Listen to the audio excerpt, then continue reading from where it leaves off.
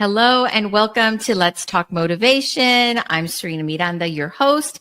And today we have as our guest, Cindy Witteman, who is also the founder and editor-in-chief of Force Magazine. And I am so excited to have you with us today because we have a lot to talk about and a lot to share with our listeners. And welcome, Cindy, and tell us a little bit about yourself. Well, thank you first for having me on. I'm honored to be a part of your show and just so grateful for you to be willing to share our message. So there's a bit to say about me. I'm kind of a busy person, but I feel like I'm a very structured busy person. So in addition to being the founder and editor-in-chief of Force Magazine, I'm also the founder of the nonprofit Driving Single Parents, where we give away cars to single parents in need. I've been doing that for 8 years now. I call it heart work. I absolutely love it. Also the host of Little Give TV show. And I also have a podcast about manifesting. I'm a 5-time international best-selling author, and I'm a finalist for Author of the Year, which is really, really incredible and exciting. I can't even believe it. I do a lot of things. I'm also a mom of 6. I'm a nana to 5, and I have 1 grandchild on the way coming in September. Super excited about that as well. And I'm a beekeeper. So we have quite a bit to unpack. I know it's kind of all over, but I can't wait to share my mission with your audience. Awesome. Well, there are a lot of things that I want to know about, and definitely the beekeeper one, because I had told my husband I want to start a little beekeeper colony here in my backyard. That and chickens. Those are my 2 top after 50 bucket list things. All right. Okay. A live it list is what I like to call it. Oh, that's true. A live it list. I like that better. So definitely, Cindy, tell us where it all started. How did this start? Yeah. So I think to know where I'm at, you have to kind of know where I've been. So I'll tell you a little synopsis. I grew up really, really poor. My mom was a single mom, and she worked, really hard to provide for us, but she's just terrible with money. So we went without a lot of basic needs, like, sometimes we didn't have food or running water or electricity. And I kind of remember growing up thinking, like, asking people, like, how did you get those shoes? Like, how is it that when you flip the switch in your house, the light comes on? Like, how do I do that? At like 8 years old, I remember asking people, how'd you get those clothes? Just for whatever reason, I saw that other people had a different experience than me. And I wanted to know, how could I change that for myself? So then I decided, a brilliant idea, that I would get married in my early teens because I was going to start my own happily ever after and escape this poverty situation. Right? Yep.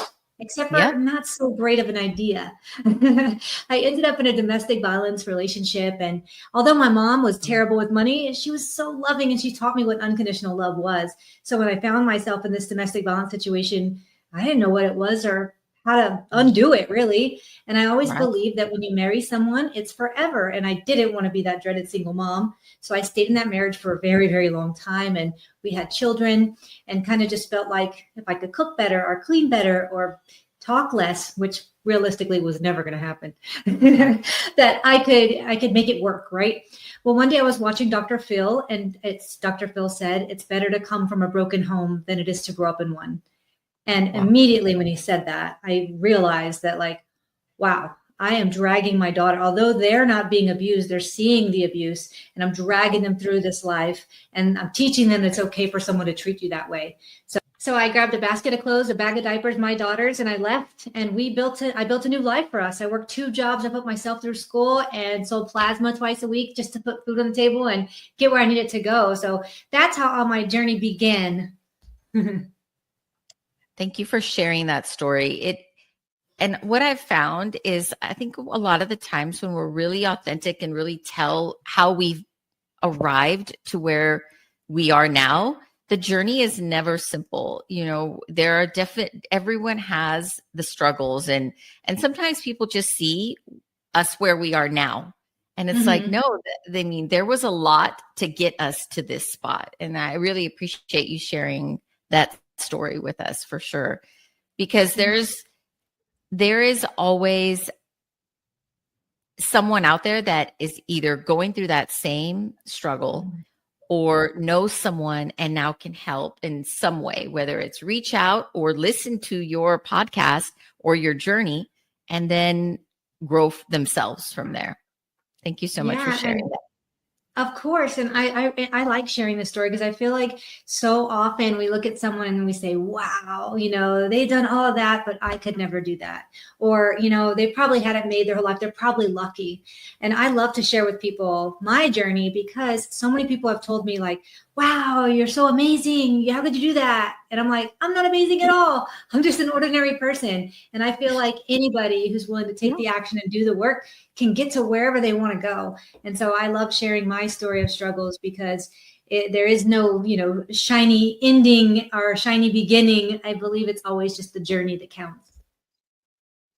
That's right. That's right. So once you were able to remove yourself from that place, how did the next step start?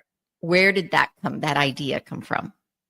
Yeah. So like I said, I worked 2 jobs for myself through school and tried to figure out what success was for me and how to get my daughters to be proud and how to not be the dreaded single mom that I had once tried so hard not to become, all of those things. So when I finally got myself into a place where I was able to get my head above float. And by, the other side of success, I mean, I was driving a car I bought for $3,500 from a friend. It had over 125,000 miles on it when I had the idea to start the nonprofit. So I myself was a single mom when I started the nonprofit, and then also had that circumstance in my own car. And I literally was at dinner one night and I had been brainstorming about how I was going to give back and help single parents in need who are in that messy middle that I had been in, And so I was literally at dinner one night at a place called Battalion here in San Antonio, Texas. It's downtown. It's an old fire station, and just having dinner. And all of a sudden I stood up and I said, that's it. I'm going to give away cars to single parents in need. And of course, I was told I was absolutely out of my mind. I was sit down. You cannot do that. So I listened very intently and I went home that night. And the next morning I woke up super early and I built a business plan and the website within 24 hours. And we gave away a car less than a month later. And so, yeah, so that's a bit about how the nonprofit was born. What year was that? When did that start? Yeah, so it was 8 years ago. So it's 2017. That's fairly new. That is so amazing. Oh my gosh, how quickly from 2017 to now. That's a lot has happened, right? A lot. Yes, a lot. 8 years. And it feels like it just happened yesterday. And I just absolutely love all the families we've been able to bless with the nonprofit, and thinking through what it was I needed the most. Obviously, it was childcare. Right. But the second thing that really drove me to success was that little car that got me those 2 jobs, got my girls to school, got myself to sell the plasma. Without that vehicle, there's no way I would be able to be where I'm at today. So I knew that was the tool that I could provide to single parents that would really help get them to the next level. Yes, yes. And I really want to connect you with another podcast guest that I had, and her nonprofit's called Help Link. And it was from the same beginnings, she was a single mom and also needed that little help. And she started a Facebook page that went from, she said overnight, started at a church group, the idea, because she was struggling. And she said, I had the 50 people that were in the group with me actually, signed up to join my Facebook page. Overnight, she went from 50 to 300. And then within a year, up to 100,000 people. And this is all community based, need based. And it had to do with connecting employees or businesses to help employees with the needs that they had: car, gas, tires. So y'all have a lot of similarities and could probably help each other's. I would love that. Yeah. So I'll connect y'all. But Thank you. Yes. So how many cars have you given in those 8 years? A lot of people ask me that question. I never say. You know why? Because I feel like these are people, and it's not just one person that we affect. It's their children who we affect, and then their path through life, and then their families and their families' families. And If they want to take their kids to church now, they can. If they want to join those leadership programs. So really the one vehicle actually multiplies and causes a ripple effect in their lives and the lives of others. So I actually never say how many. I think that is a great visual, because it's like a trickle down. It just helps the community, everybody. That's beautiful. And then those single parents can be better citizens, because of course they can get those better paying jobs. They can, provide for their children better. They can help their children grow mentally, health wise, all the things. And then those kids grow up to be our future leaders, which is a big impact down the road. And you would not think that a car builds so much confidence, but in our society, it does. And where I saw that the most, I've seen it a couple times, and it's usually in the elderly. When my grandmother was unable to drive anymore, it really bothered her. And I could just imagine not having a vehicle to get my kids to school. And then, she was very blessed. She drove until she was 98 years old. Wow. Yes. And here in San Antonio, and she had a little Ford Focus, and she had a stroke in August, and my mom was like, Mom, I don't think you should drive anymore. And she was like, okay, I think I'm ready. I'm like, really, 98 years old now, you're ready?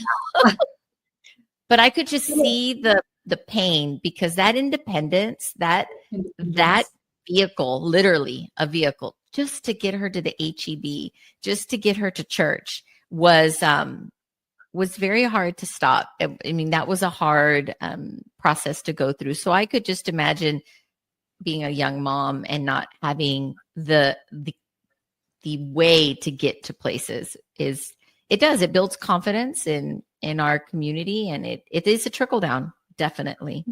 Definitely. And I love to share with people that oftentimes these single parents are not single parents by choice. They could be domestic violence. We've helped people who have lost their spouse to a tragic accident. In fact, the first car we gave away went to a single dad who actually was hit by a drunk driver. And in the accident, not only did he lose his car, but he lost his wife and his leg. So he became a handicapped single dad overnight. And he still drives that vehicle to this day, 8 years later. And so that's those kind of stories. And I love to share with people who, we talk about single parents. They've signed up now, not even signed up willingly, for the hardest job there is in the world. And oftentimes, not only they go at it alone in the stance that they are the ones responsible for getting the kids where they need to go and taking care of them, but also financially. And whenever you're in a situation where you're working minimum wage or even above that, and you are doing it all by yourself and you only have one income, when a bank looks at you for a car loan, you're not most likely going to be able to get it because of your debt to income ratio, or because of how much money you have coming in versus going out with childcare, and then you're just by yourself. So I invite in people to really look at the fact that it could be cancer, it could be the loss of the vehicle, it could be domestic violence, it could be a car was stolen, it could so many reasons why somebody's without a car. And let me tell you, from the 1,000 applications we get per month, it's very rarely anybody who just says, hey, I'd like a free car. There's a story behind it that really drives them to be in a situation where they literally can't get that car on their own. So how can somebody donate a car?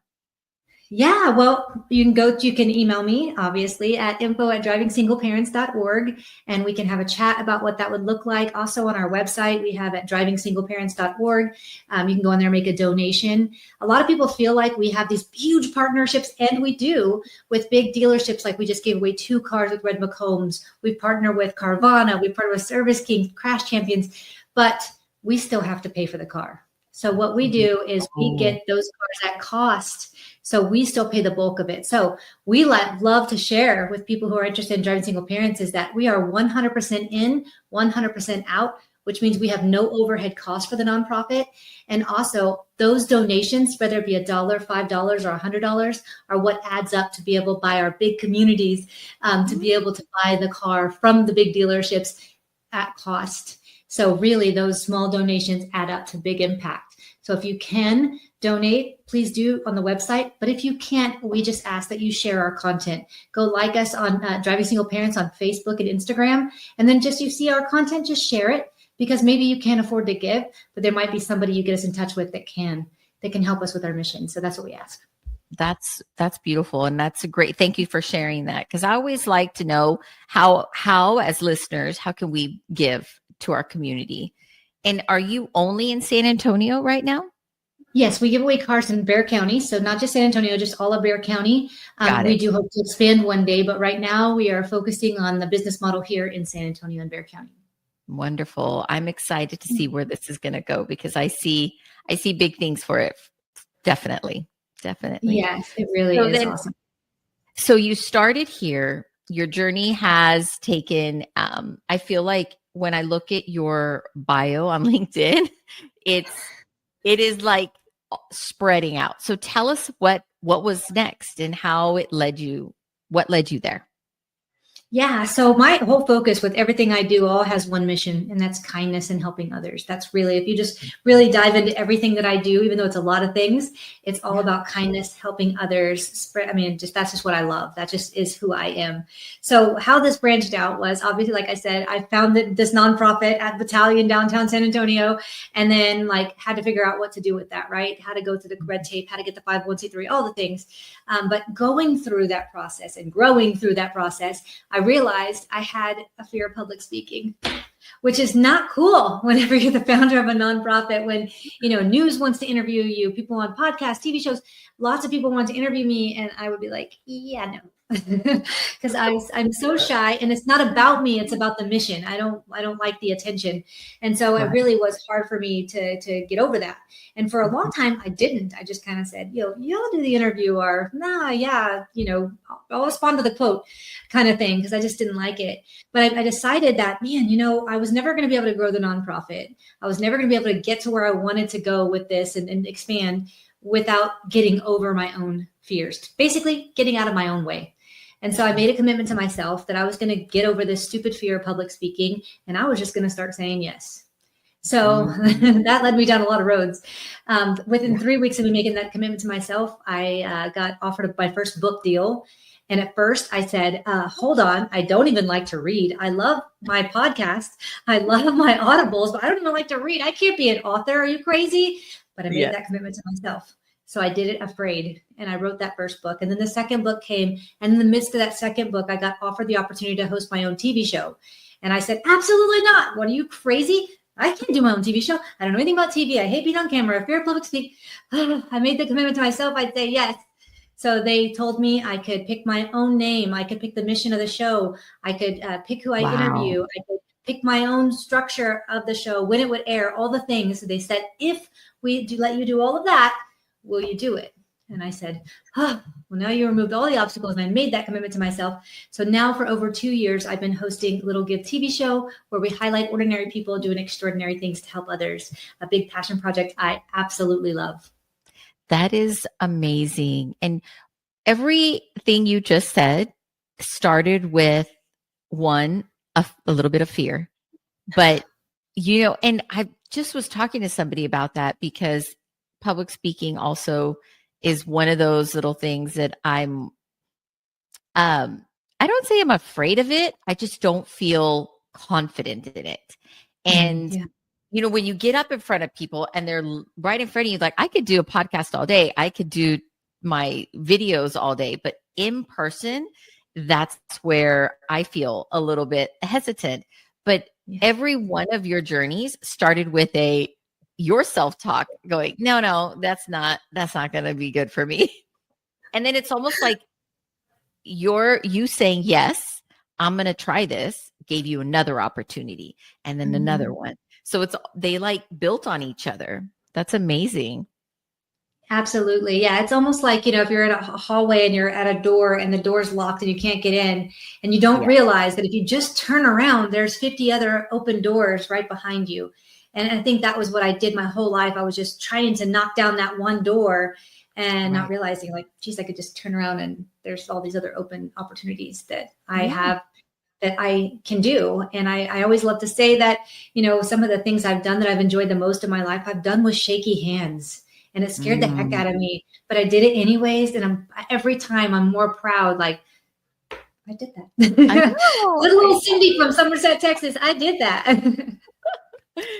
Oh, that is so amazing, Cindy. I'm just so excited for this journey. And I'm so glad I met you for sure, because Oh, same here. I think being around women that have done things and are still working towards that, those goals, helps give me confidence, right? I'm like, I can do this. If Cindy can do it, I can do it.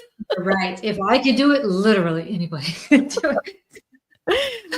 Definitely. So what do you think your mindset, like did you have to, everyone talks about mindset, everyone like, but what is that exactly? And how does it help us as women business owners trying to meet these goals that sometimes look incredibly large?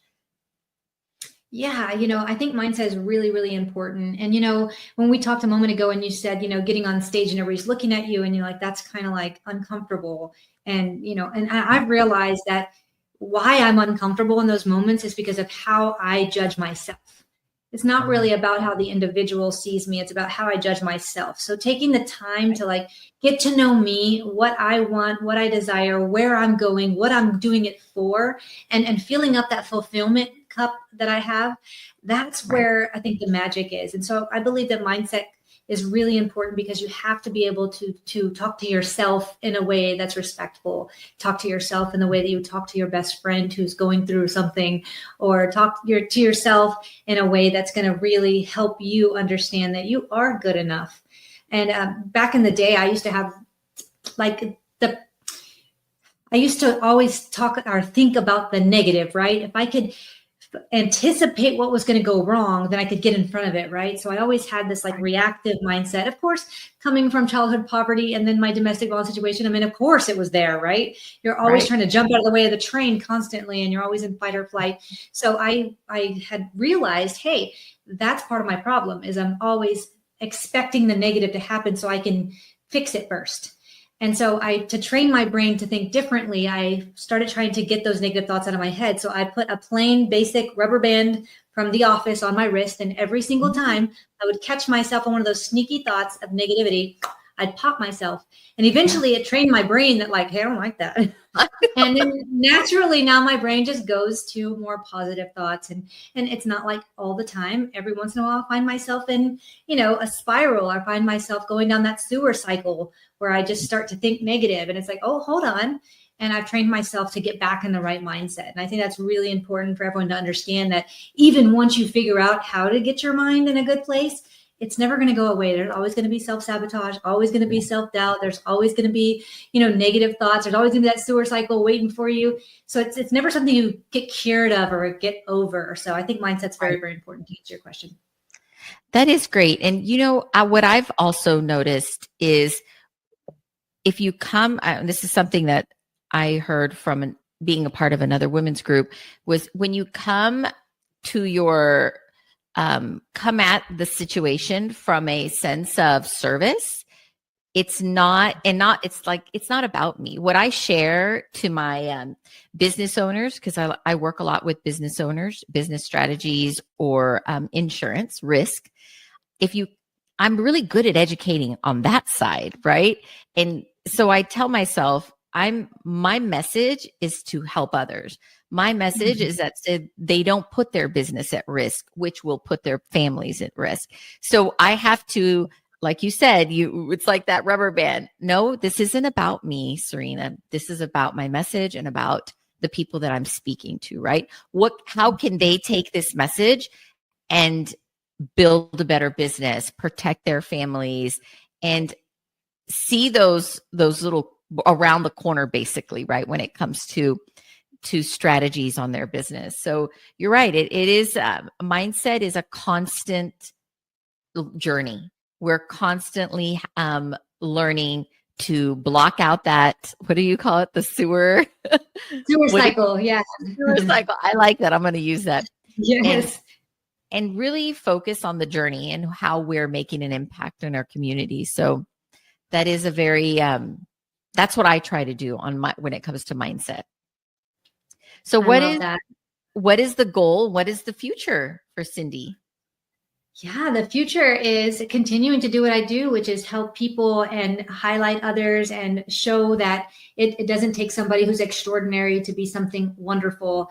ordinary people are extraordinary. And that's really what I want to continue to share. And that's, like I said, what I highlight in the TV show is that what's ordinary people doing extraordinary things to help others. And in every single episode of Little Give, we highlight a nonprofit and ask the audience to go to that nonprofit website. And if they're passionate about, to go make a donation of $1 or $5, which multiplied, I have a potential viewership of a little over 30 million with my TV show. So even just a small percentage of that viewership that donates that $1 really makes huge impacts to these nonprofits from around the world, not just here in the United States. And absolutely just love that, and continue to do that is exactly what I want to do. That's wonderful. And where can we find your show? Yeah, so easiest way is go to littlegive.com. All the information's there on where to watch. You can watch it on Apple, Roku, Fire Stick, on the internet. It's also split off into a podcast version, so those who don't have time to watch can listen. Awesome. Oh, I'm excited. I've got all this homework to do. Well, I'm really thankful that you were able to join us today on Let's Talk Motivation. I mean, just speaking to you really gives me, I think our listeners are really going to see that, like you said, just helping out, whether it's $5, $10, whatever you can give, we multiply that as a community. So I'm excited to share your message and all the wonderful things that you're doing for our community. Yes. Even driving single parents, I really see that as going national. And I think it's going to be a big deal, because 8 years is not that long. There is a lot that can come from it. Definitely. And we'll make sure you get an invitation to our next car giveaway. Yes, definitely. Yes, I'd love to be there. We'll go live. Yeah, that'd be fun. Yes. So thank you again for joining us, and we really appreciate it. So where can people find you besides a couple of the websites? What's your main social media? My main social media, you can find me at Cindy Witteman on all platforms. So if you want to find me on Instagram, cindy.witteman, it's cindy.witteman. And you can find me on all platforms there. Wonderful. Well, thank you again for joining us. We really appreciate your time. Thank you so much. It was so nice to be on, and you're such an incredible host. I'm so grateful for you being willing to share my message. Definitely. Have a great day. Thank you.